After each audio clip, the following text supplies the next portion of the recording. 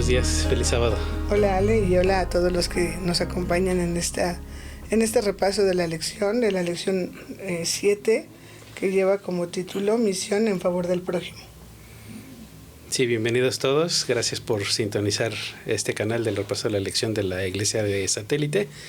Y justo la misión en favor del prójimo creo que tiene que ver con el propósito en general de la Iglesia, yo diría a nivel como global, y el resumen típico que la Iglesia, que la Biblia incluso hace de qué hay que hacer para cumplir la misión, ¿no?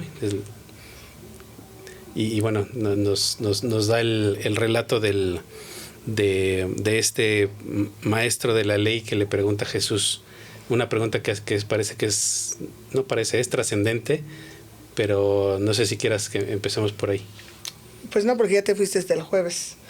¿Por qué no empezamos por el texto de memoria? Sí. Que está en Lucas 10:27. Uh-huh. Dice Ale. Lucas 10:27 dice: Él respondió: amarás al Señor tu Dios con todo tu corazón, con toda tu alma, con toda tu fuerza y todo tu entendimiento, y a tu prójimo como a ti mismo. Hay una parte en la lección del sábado que me hace reflexionar. Dice: amar a Dios requiere un compromiso total de nuestra parte, corazón, alma, cuerpo y mente todos los días. Cualquiera puede decir que ama a Dios, sin embargo, llevarlo a la práctica requiere un esfuerzo consciente. Y creo que la lección de toda la semana habla acerca de ese esfuerzo consciente. Porque yo recuerdo hace muchos años, y creo que fue el hermano Heriberto Rodríguez quien lo decía, y hagamos el ejercicio. Si yo les digo, ¿qué es la fe? Es más, hermano, que me ves, ¿qué es la fe? Estoy seguro que está viniendo a tu mente. Sí, el versículo del de Hebreos, ¿no? La certeza de lo que se espera, la convicción de lo que no se ve. Uh-huh. Si yo te digo, nosotros amamos a Dios, lo amamos a Él.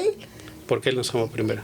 Y si yo te digo, el primer y grande mandamiento, o sea, no sabemos las cosas. Uh-huh. Porque bueno, como adventistas leemos la Biblia, como cristianos conocemos la palabra de Dios, y más cuando tienes ya mucho tiempo en la iglesia, te sabes la teoría.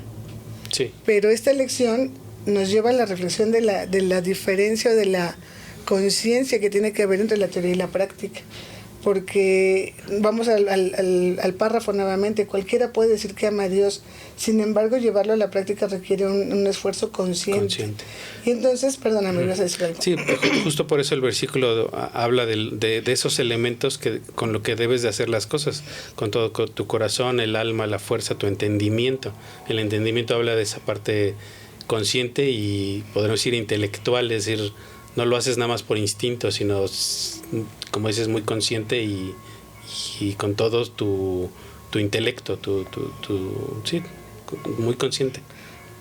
Y en la lección vemos cómo el Señor, llega el maestro. Vamos a cambiarle un poco el personaje y vamos a decir, llega el adventista de años, llega el adventista con experiencia de cargos en la iglesia, y no cualquier cargo, porque bueno, lamentablemente, aunque debiera ser lo mismo, pero como que sí jerarquizamos los cargos. Uh-huh. Y no es lo mismo ser un anciano de iglesia a ser el diácono, o no es lo mismo ser un anciano de iglesia a ser, no sé, una maestra de departamentos, porque tristemente, lastimosamente jerarquizamos. Sí. Pero bueno, el tema es que llega un maestro de la ley a preguntarle a Jesús, a hacerle una pregunta. La intención de la pregunta no era realmente saciar su duda. ¿Cuál era la intención? Porque él ya conoce, o sea, al ser maestro de la ley, digamos, lo que había escrito de la palabra de Dios hasta ese momento, él lo conocía a la perfección, al pie de la letra.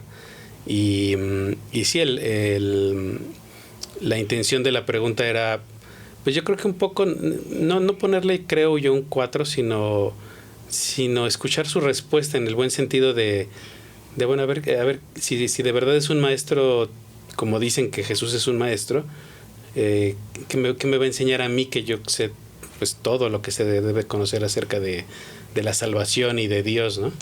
Y si era un 4, bueno, a lo mejor no era para que dejaran mal a Jesús, sino para enaltecerse él. Porque con la respuesta que le diera, seguramente el maestro iba a tener que brillar también con el diálogo que pudiera entablarse. Con su conocimiento que él ya tenía. Y entonces, yo creo que hay muchas preguntas en la vida y el día domingo nos dice quiénes somos, por qué estamos aquí, qué ocurre cuando morimos, cuál es nuestro destino final. Hay muchas preguntas que el ser humano se hace.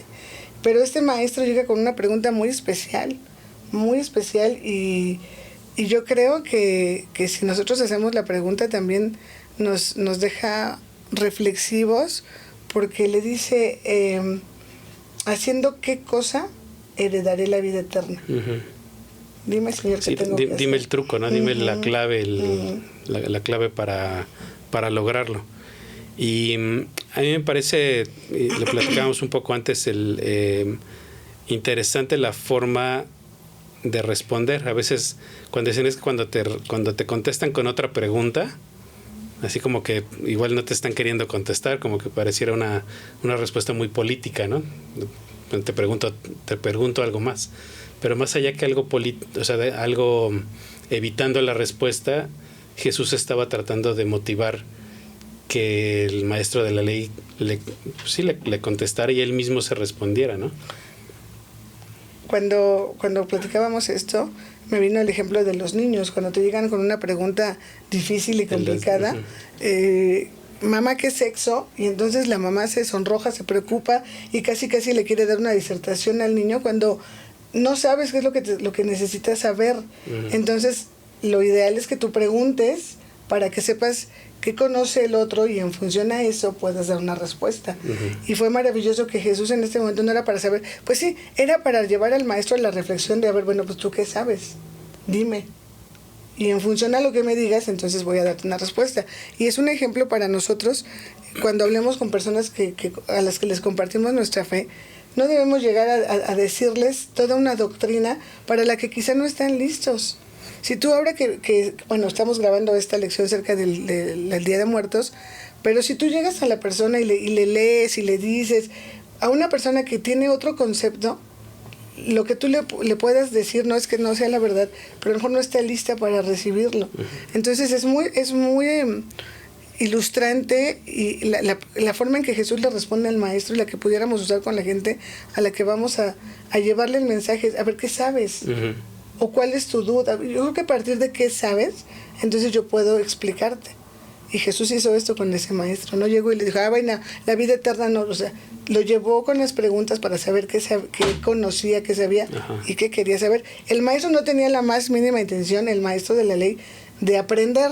Él quería lucirse, quería exhibir que es a Jesús, pero en esa sabiduría divina el Señor lo lleva a una reflexión. Dice, era una oportunidad que Jesús podía utilizar para incitarlos a escudriñar su propio corazón y ver en su corazón qué había respecto a la salvación, que era su pregunta. Y es de verdad que quedémonos con esta enseñanza, incluso papás con sus hijos, maestros con sus alumnos, amigos con sus amigas.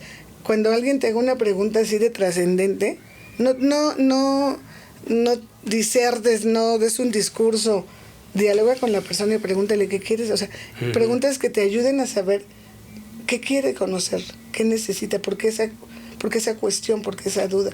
Y bueno, Jesús, el método de las respuestas de Jesús es el día lunes y tiene que ver con esto de las preguntas. A veces le dice Jesús porque después de que le dice, ¿y qué dice la ley? Y le dice, pues amarás a tu prójimo como a ti mismo.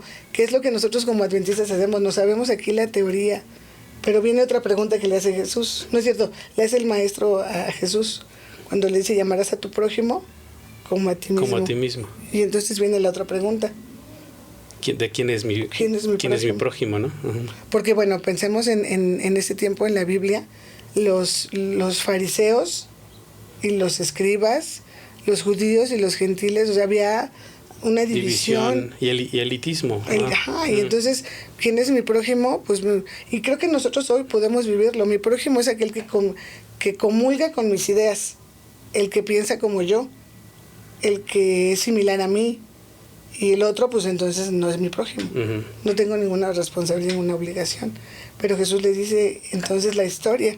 Y de alguna manera nosotros creo que seguimos catalogando un poco el tema como decimos los no creyentes o los gentiles o los de afuera, digamos a decir, ¿no? Y creo que podemos tener esa división también en nuestro pensamiento de separar y dividir a los que, pues como es, no comulgan con lo que nosotros pensamos.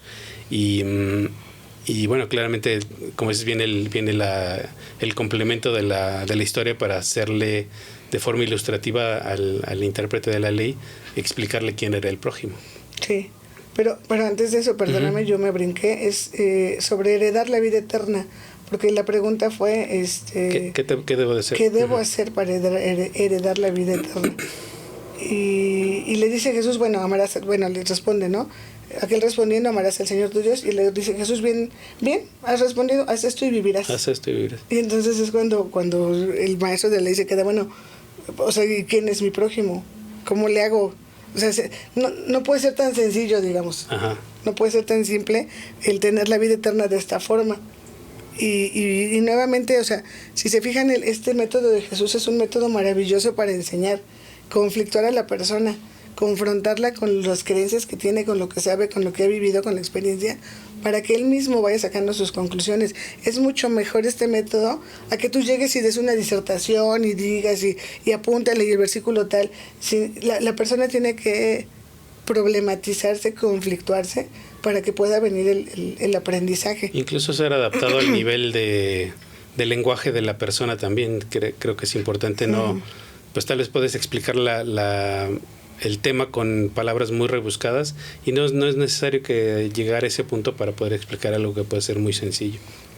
Y también en esta parte de la lección habla de haz esto y vivirás. Bueno, pues yo amo a mi prójimo, pero definitivamente el amor se tiene que mirar en no sé si decir obras, porque creo que podemos correr riesgo al usar estas palabras, pero se tiene que ver de manera práctica en hechos. Uh-huh.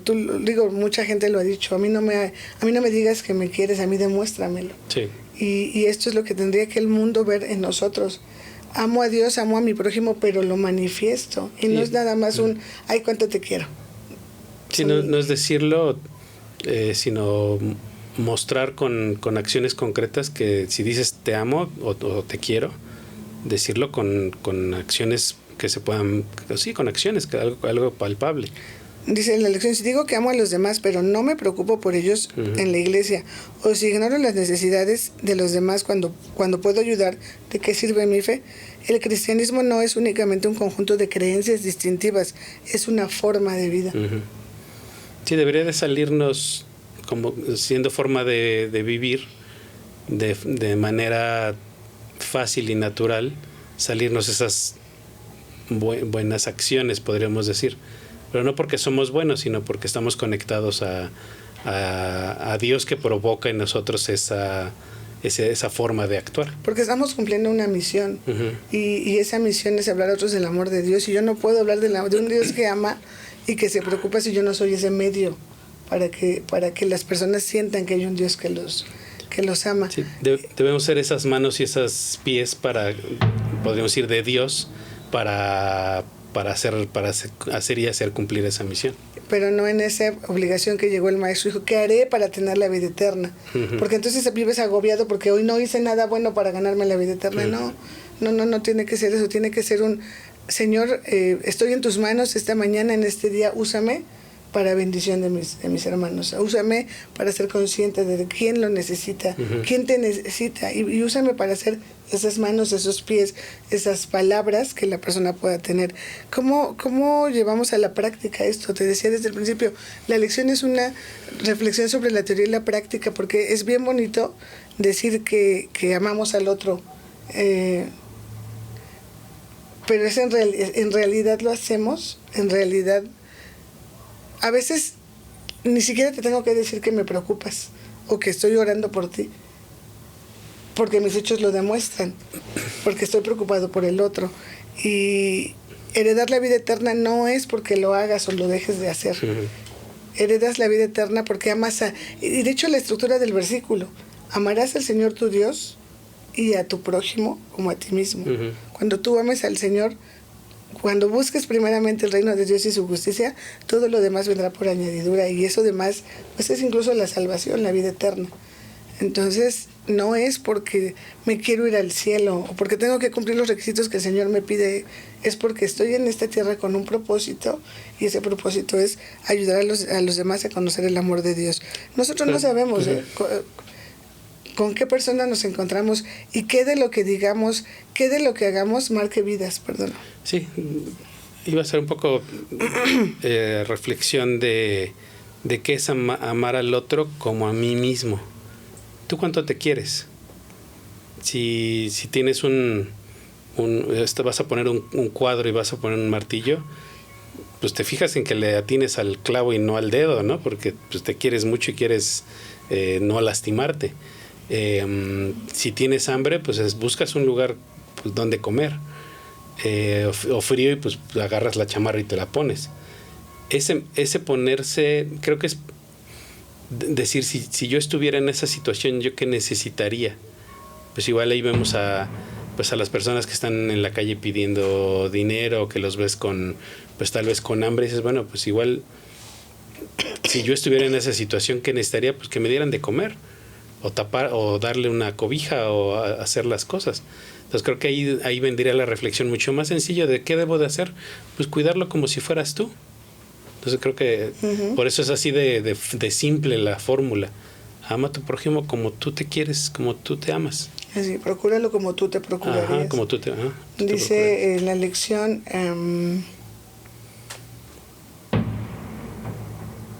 Pablo dice, vivir por la fe no es algo oculto, desconocido que los demás no puedan ver. Pablo, Miguel y Juan dejan claro que las obras prácticas demuestran la realidad de la fe que proclamamos. A mí me hace mucho ruido, y no es que esté mal, o sea, no está mal, pero creo que debemos dar el siguiente paso. Cuando alguien te pone en el grupo de la iglesia o de familia o de donde sea, tengo un problema y les pido que oren. Y entonces, hoy en este tiempo tan mediático, entonces en lugar de que la persona te diga, oye, sí, ¿qué pasa? Las reacciones, el like, la carita, las manitas orando. Ya ni siquiera un texto, sí, ¿no? No, ya con las reacciones. Y creo que ese amar al prójimo como a ti mismo y procurar al otro tendría que ir más allá. La persona está en problema, bueno, le marco, le mando un mensaje, me pongo en contacto con él para ver qué necesita. O sea, sí necesita una oración, sí requiere que yo eleve una oración por él, pero a lo mejor también la parte práctica. ¿Qué puedo hacer por ti? Llamarle a la persona, ver qué puedo hacer por esa necesidad que hay en ese momento. No es que la oración no sea suficiente o buena, pero nosotros tenemos que permitir ser medio de bendición para otras personas. Sí, ya hemos escuchado bueno, estudiamos hace poco la oración intercesora, y tiene su poder y tiene su fundamento bíblico de que lo debemos de hacer, orar unos por otros, pero no deberíamos de quedarnos solo ahí. Si de verdad podemos tener la posibilidad de que les conocemos a la persona, o incluso podemos saber dónde vive, pues hagamos un espacio, como que siempre el pretexto tal vez de pues la gran ciudad, tengo cosas que hacer, llego tarde, llego cansado, ¿cuándo lo haría? Pues siempre podemos encontrar un espacio. Siempre hemos dicho las cosas que nos importan, buscamos un espacio para poderlo hacer, aunque sea tarde, aunque sea en algún momento. Sí. Y creo que hoy con estos medios tenemos mucha más facilidad, no hay pretexto. Una videollamada, ¿cuánto tiempo te lleva? Que no tienes tiempo, pues en el traslado de trabajo a casa, en la mañana, en el transporte, no sé, o sea, hay formas de que nosotros podamos cumplir esa misión de mirar al prójimo y de llegar al prójimo con el mensaje de que hay un Dios de amor. El Señor nos puede usar para bendición. A veces ni siquiera es material lo que la persona necesita. No. A veces esa persona solo necesita sentirse reconfortada, escuchada. Una oración compartida puede ser una gran bendición. Pero bueno, ya finalmente surge la historia del buen samaritano, que a mí en lo personal me retumba el tema de la teoría y la práctica. ¿Quiénes son los personajes que pasaron por ahí cuando el samaritano queda herido? Pues eran miembros de la sociedad judía. Pues los dos primeros que pasaron eran un sacerdote y otro levita, ¿no? Ajá. Es decir, el levita era del mismo grupo podemos decir que de la élite de la sociedad judía de la época. Y yo me acuerdo mucho de las bellas historias de la Biblia, que pues igual tuve la oportunidad de tenerlas en casa para pues leerlas y hojearlas, y quedan esas imágenes muy grabadas en la memoria. Y pues sí ve uno al personaje muy bien vestido, muy ataviado, y pues uno de esos era el sacerdote, y pues nada más se ve que lo voltea a ver, pero en su caballo o en su burrito, y pasa, ¿no? Sabemos que pasan de largo. Y pudieron haber tenido muy buenas justificaciones por las cuales no bajarse o no atenderlo. Pues recuerden que si tocaban a algún enfermo, pues quedaban impuros para poder ejercerse el sacerdocio en el templo, por ejemplo, ¿no? Entonces igual el sacerdote, no, es que como me toca participación en la iglesia, pues no puedo ni siquiera tocarlo porque me voy a quedar impuro y no voy a poder participar. Pretextos pudo haber habido muchos. Ahorita nuevamente estamos grabando esta lección cuando acaba de pasar el huracán Otis en Acapulco. Y veía las noticias. O sea, no es un ataque, es una reflexión. El presidente Biden envía un mensaje a los damnificados de Acapulco. De condolencia, tal vez, ¿no? Y después el Papa Francisco, sumamente agobiado, no me acuerdo cuál era la palabra, por los damnificados de Acapulco. Y yo digo, bueno, y eso resuelve el problema de los damnificados de Acapulco.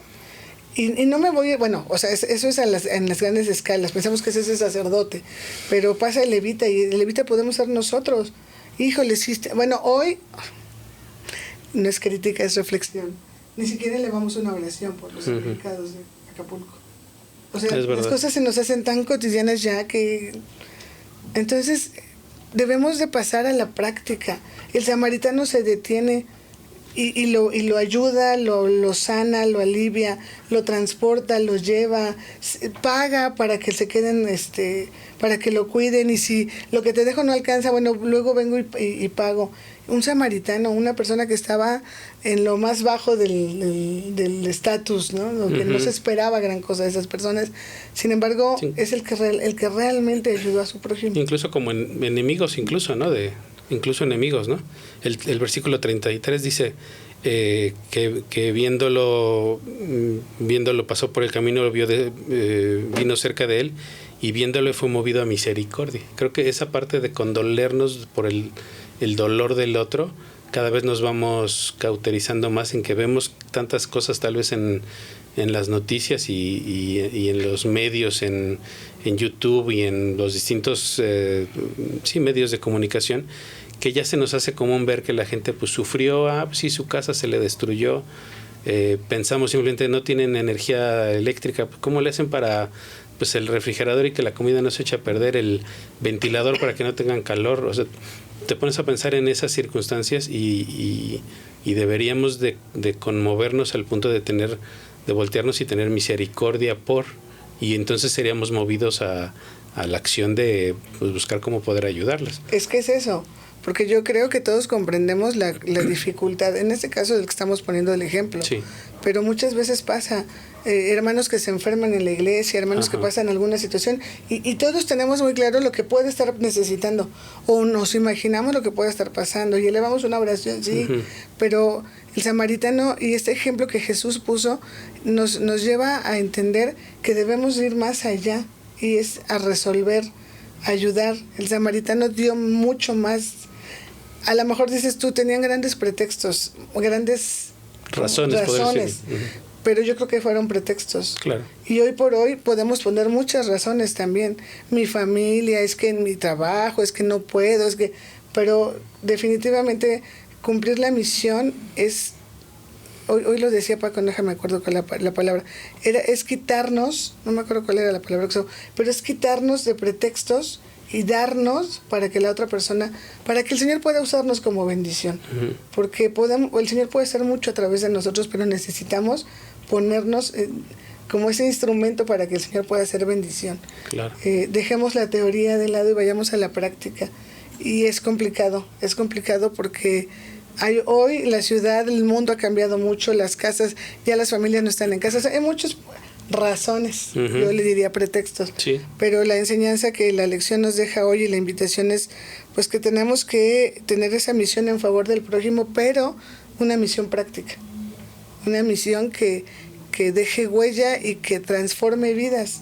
No estoy diciendo que el orar por las personas sea malo, que un bando de oración, no. Pero creo que además de orar por las personas, tendríamos que orar para decirle al Señor, úsanos, aquí estamos, guíanos, dinos qué tendremos que hacer, úsame para bendición. No es fácil salir de la zona de confort que lo vimos en lecciones anteriores, pero si queremos que el Señor, si queremos ser parte de la misión, tenemos que dejarnos en las manos de Dios que nos utilice. Y pues pasemos a la práctica, dejemos la teoría solamente, que es muy bueno saber, aprender, leer, memorizar, eso es muy bueno, pero es mucho mejor cuando llevamos a la práctica lo que el Señor espera de nosotros. Y también creo que en esta época de poca empatía por los demás, de egoísmo y de ser primero yo y después yo, y si al último se puede también yo, creo que esta actitud demostraría que somos diferentes y podríamos pues ser causa de que digan, oye, ¿por qué tú eres distinto? ¿Por qué haces ese tipo de cosas tan raras, ¿no? O sea, ¿por qué das si nadie da? ¿Por qué das si no vas a obtener nada? Exacto, cambio? no vas a tener ningún beneficio inmediato, no lo vas a tener nunca. Al contrario, estás solo desperdiciando tus recursos.